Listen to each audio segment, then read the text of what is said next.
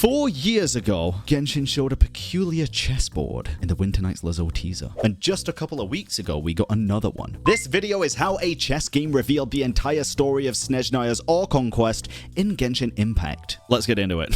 4 years ago, we received one of the most iconic chess games that literally exposed the entire storyline of Genshin Impact. Now with the reveal of the new Snezhnaya trailer, not only do we get to see our glorious majesty the Tsaritsa finally, but we also see yet another chess game, one that might have just spoiled the entire story of Snezhnaya's. Since the Cryo Gnosis and the Geo Gnosis are the only two that are still remaining in a glowing state at the very least, I'm heavily assuming this is where we're going to figure out the contract to end all contracts, exactly what it entails for both parties, and come to the conclusion of the main storyline. Because that's what's been going on since day one in Mondstadt, right? The interesting thing is there's a lot of things that don't make sense on this chessboard that even I noticed. For example, the king already being captured and the game going on. But we already know this chess game does not end in checkmate. We heard that from the Winter Nights Lazo round 1, basically, right? The round 1 chess game. But there's a few other moves that I don't even think make much sense. Like, depending on what piece the Tsaritsa's Gnosis is, which maybe this video will explain, actually. Let's just get into it. Quest. Back in 2022, when we saw Piero playing the chess game, it was discovered that the chessboard eerily resembled the world-famous chess game between Garry Kasparov and Deep Blue in 1996. AI. This match was so revolutionary because it was the first time an AI defeated a human in chess.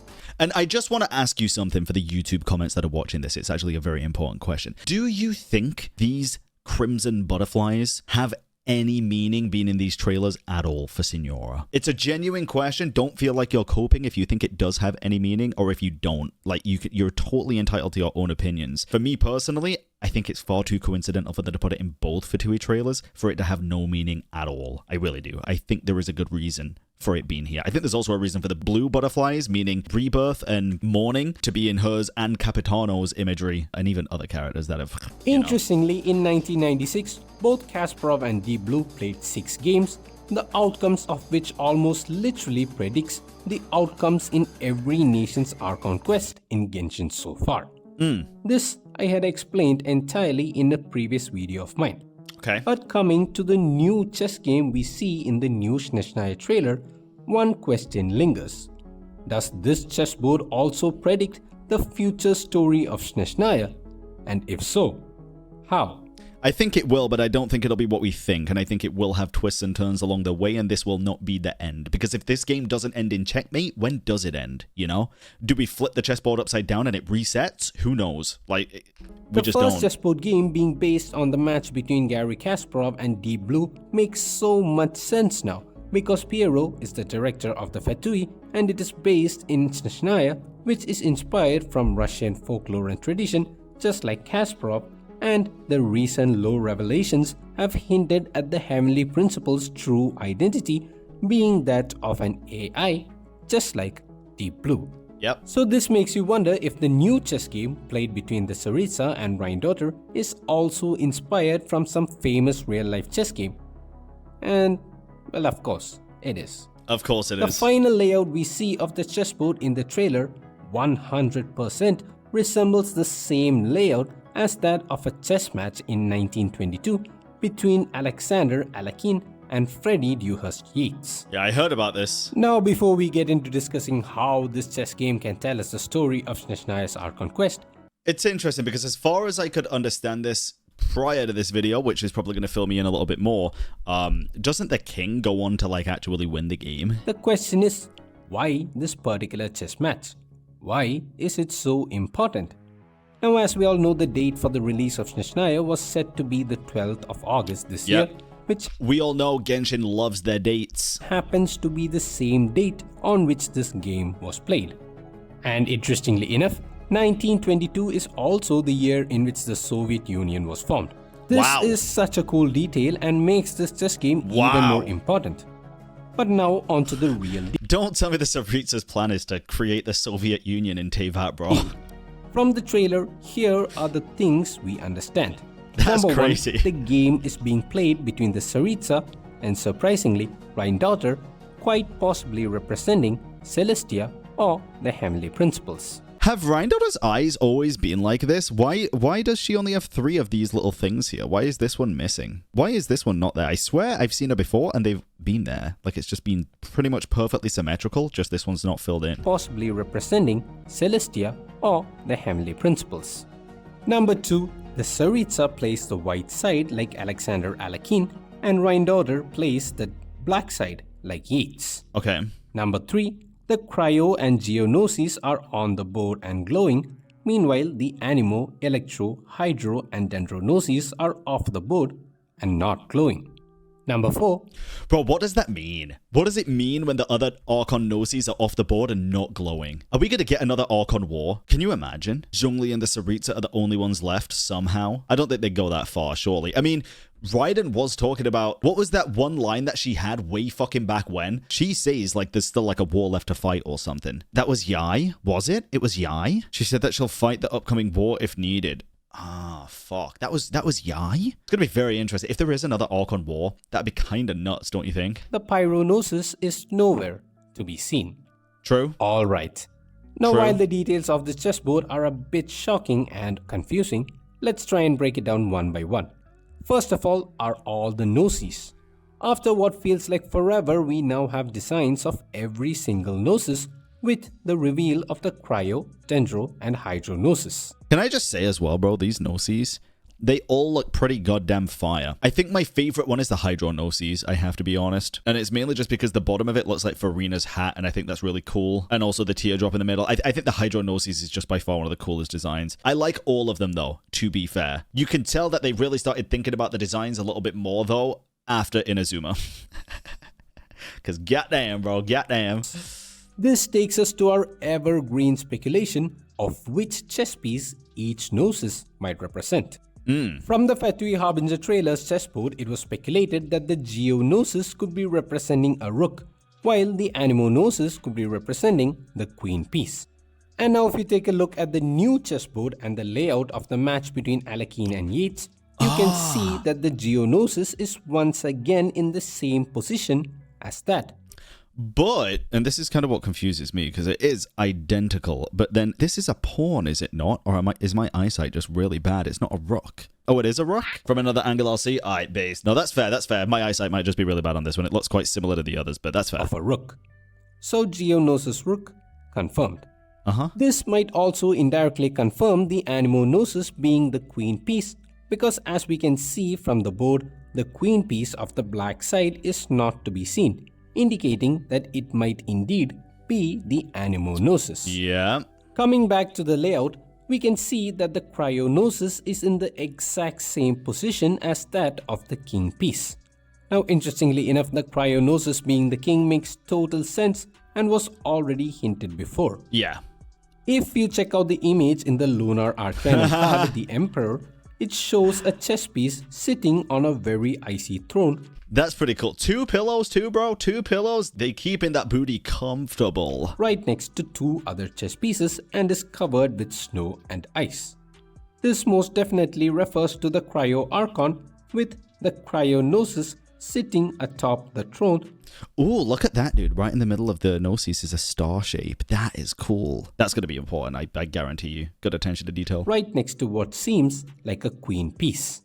I mean, since Arlecchino is called father, calling Tsaritsa the king wouldn't be too far-fetched. But a better logical explanation for the Cryo Gnosis being a king piece would be because of the first Cryo Archon, the Beli Tsar, who was literally the emperor or the king who founded and ruled Snezhnaya. So the Tsaritsa who just became the Cryo Archon 500 years before must have clearly inherited the Beli Tsar's Cryo Gnosis, which is the king piece. Coming back to the other Gnosis, which are lying outside the board. If you compare the chessboard and the layout, you can see that only the Cryo Gnosis and the Geonosis is on the white side, while the other Gnosis seem to have been captured from the black side. Now this is very strange, but we'll get back to it very soon. Okay. Since the other Gnosis are from the black side, if you compare the pieces on and off the board, you will notice that 2 knights, 1 queen and 1 bishop are missing from the board, which could be the possible identities of the 4 gnosis. And like we said earlier, if the Anemo gnosis is indeed the queen piece, then the Electro gnosis could be a knight piece, which is already indicated in the first chessboard when we see a knight piece take down a black pawn, which is supposedly La Signora. Bro, if they really just make Signora a freaking pawn, I'ma genuinely be a little bit pissed. Thereafter, leaving the Hydronosis and Dendronosis to be a knight piece and a bishop piece respectively, as per our speculations long ago. Yep. Coming back to the part where we talked about all the gnosis except the Geo and Cryognosis being on the black side or the side of Celestia. In the first chessboard, we can see that both Anemo and Geognosis are on the side opposite to that of the Fatuis. But in the second chessboard, the Anemo Gnosis along with the 3 other Gnosis are on the side of Celestia. Yeah, I was gonna say. Except for the Geognosis, which is now on the side of the Fatui. But does the side matter, or is it more so? Are they saying it's more so the like who they belong to? Because all the gnosis are on this side, right? Or are they just saying in terms of the game and the positioning on the board? The other gnosis being on the side opposite to that of the Fatui and then being captured by the Tsaritsa goes perfectly well with what we have witnessed in the story so far. Okay, yes. And as for the Geognosis being on the Fatui's side now, after being on Celestia's side in the first chess game, takes us back to something Zhongli said 5 years ago. Zhongli? Zhongli willingly gives away his gnosis based on a contract he signed with the Tsaritsa, a contract to end all contracts. At first, although it was thought that Zhongli gave the gnosis in return for Signora and Child helping him in his elaborate drama of giving up control of Liyue, later he says that nothing can be equivalent in exchange to a gnosis, and that whatever Tsaritsa used as a bargaining chip will be discovered later on our journey.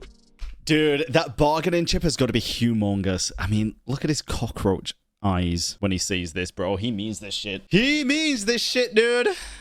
Now, we know why Tsaritsa needs the gnosis, but what Zhongli gets out of this contract will always be a mystery. Yeah. Especially since not always. I feel like we're going to discover it very soon. Said that seeing Liyue stand on his own was the best parting gift for this old god.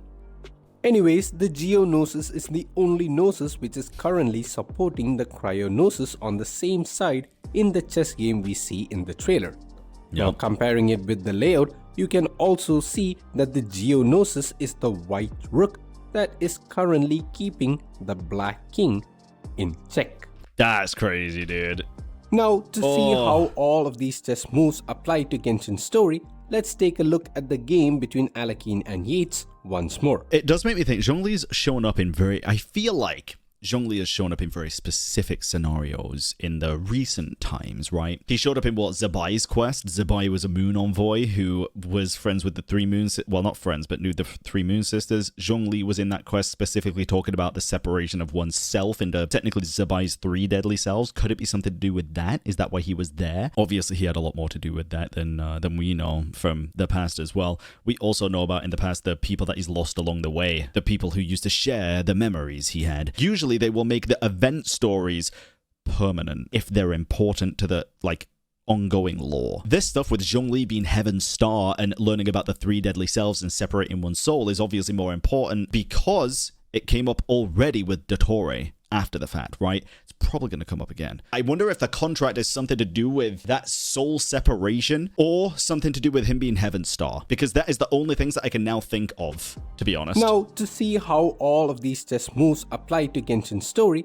let's take a look at the game between Alekhine and Yates once more.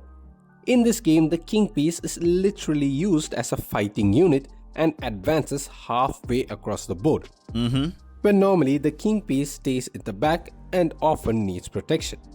This could be significant. Yeah, you call it like castling, right, with the rook? Signifying how the Tsaritsa, who has been carefully collecting the gnosis, her eyes literally have that diamond, the star shape that the gnosis has, and it also looks like maybe a crescent moon underneath. Oh god, they're so pretty, dude. Carefully collecting the gnosis is now going for the attack personally, just like the king piece in this game. And interestingly, this was one of the most important moves in the game between Alekhine and Yates. If you see the layout, if the white rook moved instead of the white king, it would have given the black king a chance to escape. But on moving the white king to e5, the white rook kept the black king in check and the game was over because Yates was forced to resign. And this final layout of the game is what is shown in the Snezhnaya trailer. But what happens next is the most surprising part. The Tsaritsa still does another move and moves the white king from e5 to f5. Wait, yeah, doesn't that just defy all logic? And takes out one black pawn, following which Rhine chuckles and calls it a good move. Now here's the more interesting part. According to the game between Alekhine and Yates, the move made by the white king to e5 was the last move and ended the game because Yates resigned. Yeah. But in the trailer, the Tsaritsa still played a move after the game was over.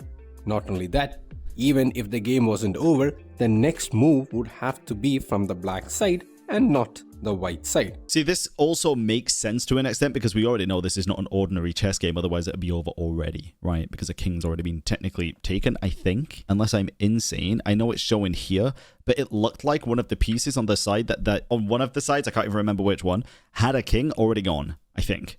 Again, could be wrong. I'd have to go back and check it, but I'm pretty sure. Next move. Yeah, checkmate isn't where the game ends, so why would this be where the game ends? I guess. When does this game end? Does it end? Have to be from the black side and not the white side. So what Tsaritsa did was an out-of-turn, illegal move which could be representing her ideal of transcending the rules. And what happens next is that after the Cryonosis moved from e5 to f5, it comes face to face with the black rook. Yeah. And considering what we saw from the trailer, oh, dude, is Renova going to be the rook? The black rook that the Tsaritsa is facing. You know what would be really interesting if that is the case, dude? Because technically there would be two rooks on either side, right? I am wondering if that would mean that there's two rooks that are still on the side of, like, the big ol' HP, and then there's two on the opposing side, maybe. But I don't know. Could be Renova. Because then there would be the four shades, the four rooks. The shade of death. How many pawns is there on a chessboard? Too many, for what I'm thinking, I think. 8 on one side. Yeah, no, I was thinking of the Harbingers, like all of them, but it's still, nothing would add up for that. I guess there's one missing Harbinger, but it's still, nothing makes sense. So why is the Tsaritsa challenging Renova, but at the same time playing a chess game with Rhine? If you check out the scene where the Tsaritsa goes to face Renova, the swirling cubes around her spear look oddly similar to that of Nabirius' power. Yeah.